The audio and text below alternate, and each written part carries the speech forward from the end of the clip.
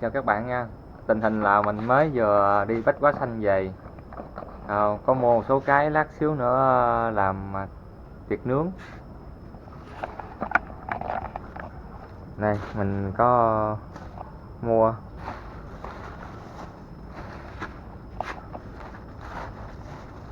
cánh gà, rồi mực nè, rồi ếch, rồi xúc xích nữa. Rồi mình ăn xong rồi mình sẽ uống nước ngọt. Mình sẽ nhặt rau nha. Mình để cho thằng cô em này nó nhặt rau đi. Mình sẽ đi rửa mấy cái đầu kia. Rồi giờ mình mới vừa rửa xong hết mấy cái rồi đó. Chân gà mình cũng chẻ rồi, thịt bò mình cũng xắt ra rồi. Giờ bắt đầu mình tẩm ướp. Đó. Gia vị mình nay cần có ớt nè, ớt bột, rồi sa tế. Giờ mình nêm mấy cái gia vị vô nữa là đủ. Rồi giờ mình sẽ bắt đầu tẩm ướp nó. Mình cho chút dầu ăn, lát xíu mình nướng cho nó đỡ khô. Rồi mình bỏ hết phần ớt này vô luôn, cho cay, siêu cay luôn. Rồi thêm ít bột luôn nữa.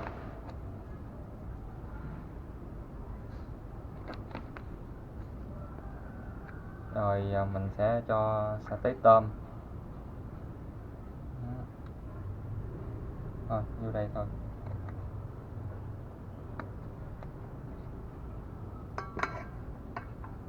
Rồi mình sẽ cho ít bột ngọt.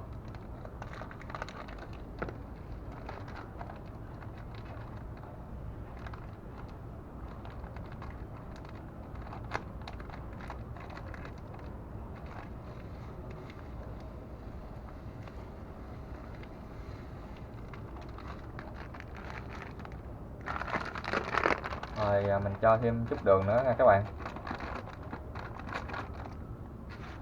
Giờ này mưa gió quá cho nên nay mình không có về quê mình làm clip được, cho nên mình làm clip ở trên Sài Gòn luôn. Rồi đảo đều lên.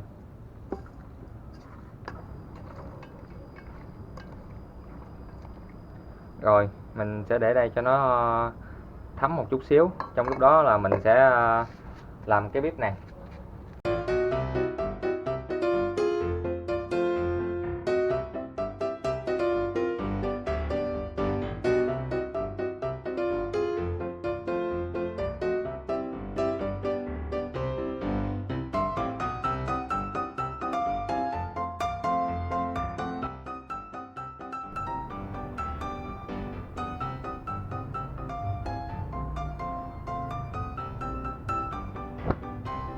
Đầu nhắm bếp thôi.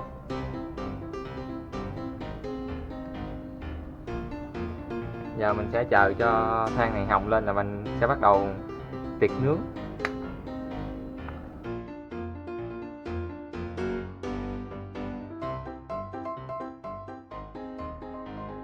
Two thousand years later.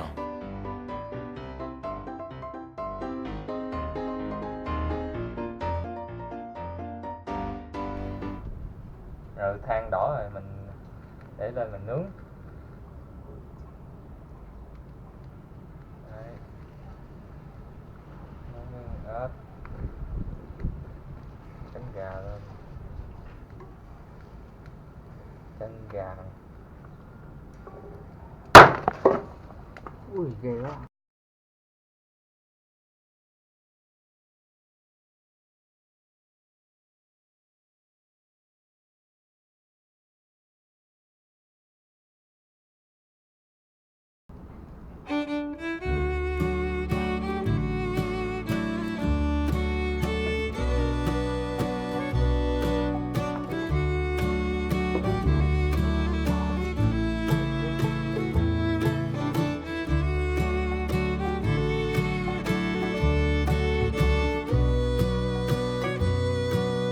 Hấp dẫn không các bạn?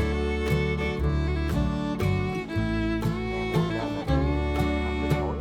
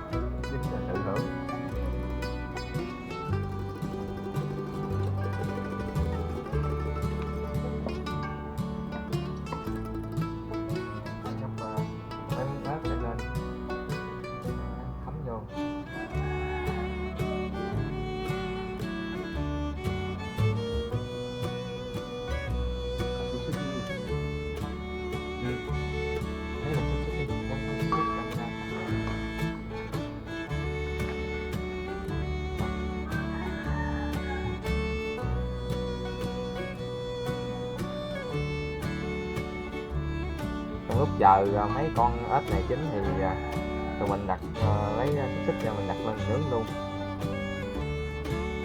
cho nó ăn trước, ăn khai vị đó.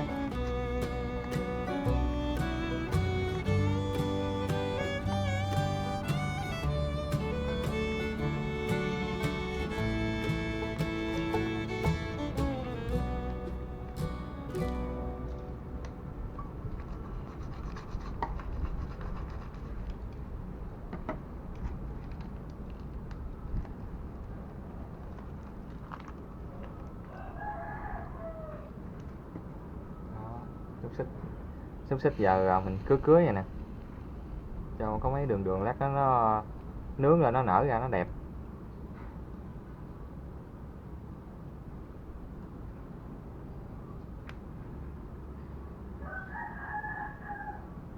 Đấy.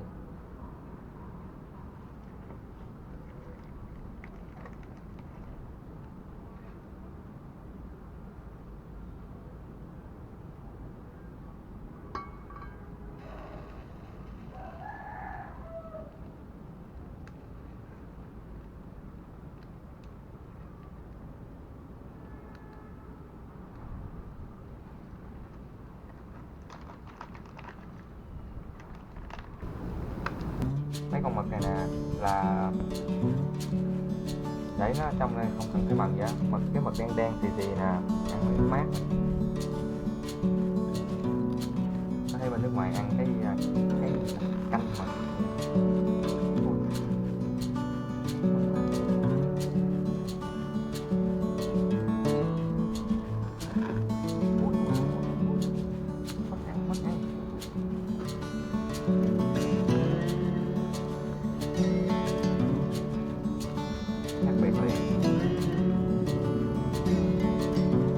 Để xuống cục gạch nhắc biệt liền, có ăn liền. Đó, cục đó chính là đó. Ui.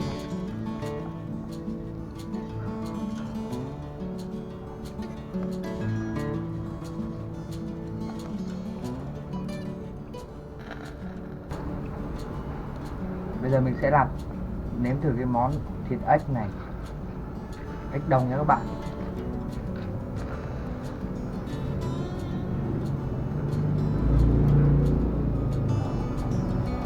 Quá.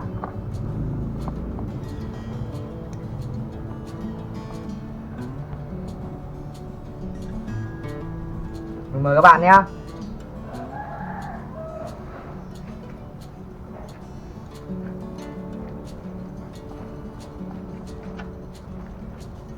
Sao em? Phát biểu cảm nghĩ rồi. Thịt ếch sao?